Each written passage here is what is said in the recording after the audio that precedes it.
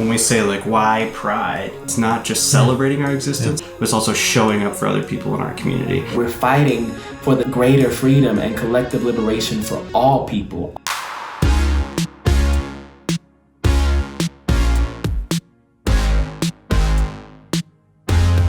So this is the 50-year anniversary of the first Pride March. So what would the spirit be and the message out there? I think it's really important to look at Pride both as a celebration of who we are and as a celebration and honoring of where we've come from.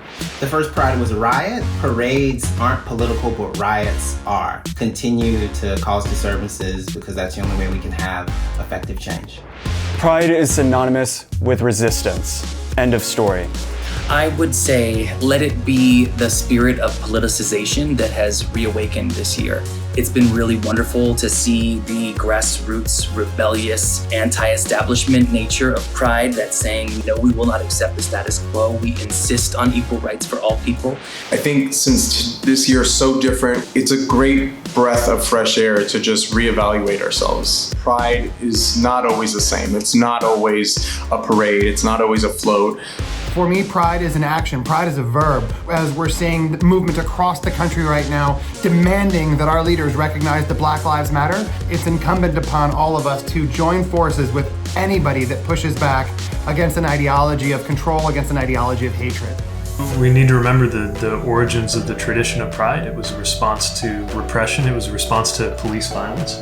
And it was led by people of color in so many ways. And Pride was started because people were speaking up on our behalf. And when we go out there and celebrate Pride, we also have to remember where we're coming from and who spoke up for us first. And Sylvia Rivera, Marsha P. Johnson, Miss Major, Will&Grace, the ones who were fighting for the collective liberation for all people.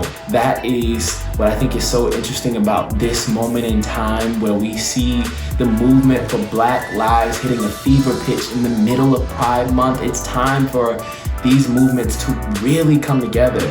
For the future of Pride, we should focus on unity. I think there is a lot of people that identify as gay or lesbian that do not get the trans community.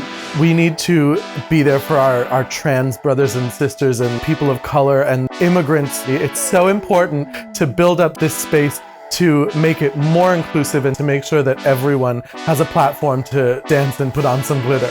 Continue lifting each other up with positive energy. We gotta be allies to other communities as well. I think our greatest skill and our greatest asset is intersectionality. And I think the more we concentrate on that, the better off we'll be. Our government, whether it's city, local, state, federal, is neglecting our most marginalized siblings. The fight isn't over and we cannot stop. But we still live in a country wherein half the jurisdictions, it is legal to evict somebody, kick them out of school, fire them, and that's wrong.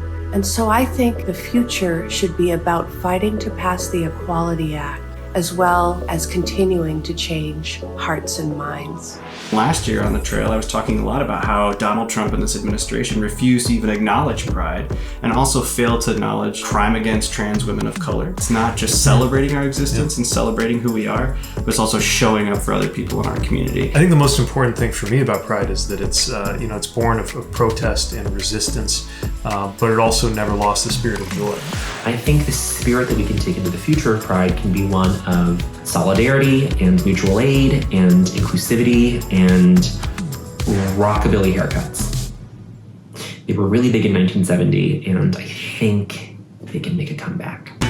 The spirit that we should take moving forward in our Pride festivals is one of inclusivity, fun, and open-mindedness, and horniness. I think the number one spirit we need to carry on towards the future of Pride is being able to be 100% you. You are so unique and you are so powerful in who you are. I think the future of Pride is 100% acceptance and joy, happiness, and love, and friendship, and family, and just having a good time being ourselves. You know what Pride needs to be? Whatever it is for you. That's what pride is. Pride, it means something different for everyone. So whatever you need to get yourself to a place where you're comfortable loving you, yourself, your community, then that's what you need to bring forward. Look how far we've come in 50 years. Just imagine what the next 50 years will be like. Never lose hope, faith, or confidence.